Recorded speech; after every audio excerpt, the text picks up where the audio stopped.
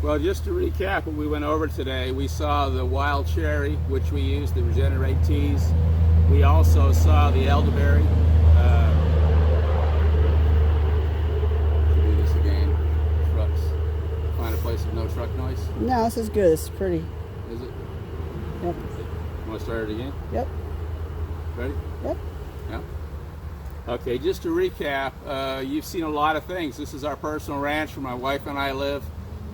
We lease and we own 4 different pieces of property within about 20 miles of here. We call it our sphere of influence. But, you know, we covered a lot of things. One of our main things, again, is the elderberry. And this is just off one, picking. And I mean, this actually will render down, when I mean render, I mean dry down to, this is about 20%, 15% will retain after. But we'll dry this within about 2 weeks. This will be put into one of the Regen products. It's pretty amazing. This we won't put in our commercial dryers. This will all be air dried. We have screens that we use, and we just let the natural air circulate. We have 2 small fans, and it works really well. And we can dry about 100, 200 pounds at a time, depending on how aggressive we want to get. But right now, we're really getting serious about the elderberries. It's a huge commodity.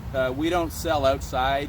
Everything we harvest, we put in our own products, and goes directly to Regen. So basically, we talked about this. We talked about the blackberry leaves.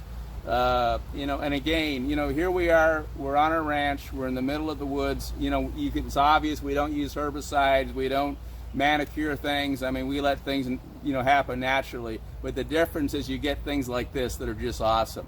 This, compared to any other elderberry that's growing commercially, you can't compare it. A lot of times when you're wildcrafting, and anybody that really knows, like the old Indians and stuff, and you're seeing like an elderberry flower, and you'll see a perfect one, but the ones that are sick, those are actually the ones that are actually more beneficial for you, because that plant is fighting off that disease. So the same antibodies it's giving that plant to fight that off is the same thing that happens here. So it's really kind of unique. It's like turmeric. We grow turmeric, and we're starting to grow it wild in these hammocks and stuff. And the neat thing about the turmeric is it has a pungent taste that puts up in the leaves, so things don't eat it. But it's the same thing they do to protect the plant is what's beneficial to you. And it's really amazing. But aren't these beautiful?